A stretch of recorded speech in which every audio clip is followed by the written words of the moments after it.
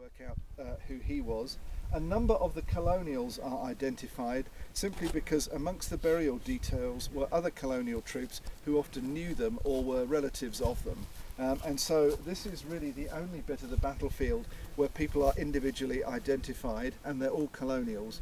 And this is because, as I say, other members of the family came up and were able to say, oh, that's him, I recognise his moustache. This guy McElroy, No, that's Blakey. Blakey, in fact, yeah. Blakey was recognised by the size of his head. Apparently his brother brought his hat up here and put it on the skull. And he had a particularly large head, apparently. Now one presumes that there were other, distinguishing features as well, but that was the confirmation.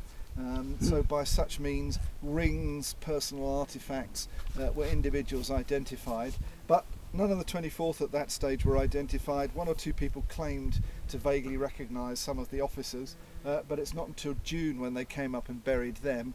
In each case, it's just a shallow scrape in the ground and then piling stones on top. So that's why almost 99.9% of the graves here are unidentified and anonymous, because we just don't know who's buried in them. These, in my estimation, were probably all colonial troops. It's no coincidence to my mind that the ones who are identified are colonials. This is the site of Durnford's last stand, so it was colonial troops that he was fighting with when he was overwhelmed and killed. But other than that, they're all anonymous out there.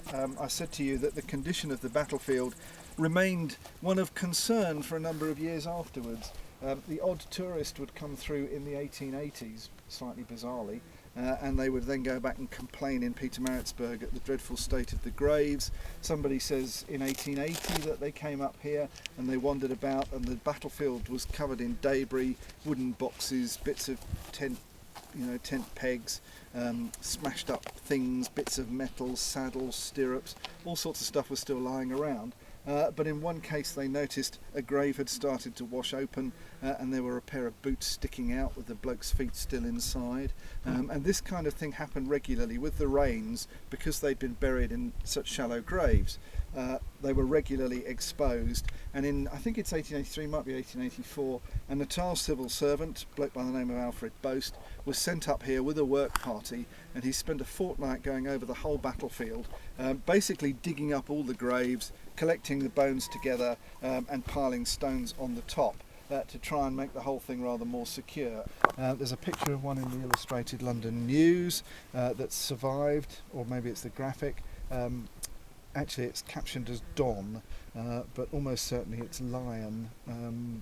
Colonel de Garsha had a dog called Lion, which is written up as having survived. If you write the big sort of flourish with the L and Li, and then it gets transcribed at some point, it could look like Don. Anyway, this animal was stabbed through the shoulder, but managed to make its way back to Rorke's Drift and survived. But somebody who came out in one of the early patrols to see whether it was feasible to bury the dead comments on the fact they were attacked by a large pack of dogs running wild, and these were the former camp pets, because of course all their masters have now been killed, and there were Newfoundlands and setters and local dogs and all sorts there. And this guy said, well, they were all, they were running wild by this stage, and they attacked him. And in fact they had to send somebody out to shoot them all in the end, because they couldn't, I think a few of them they lured back to captivity, but the rest had gone too wild. And there is the distinct possibility that they had been surviving by feeding on the bodies here at Isandlwana after the battle. So there is all sorts of,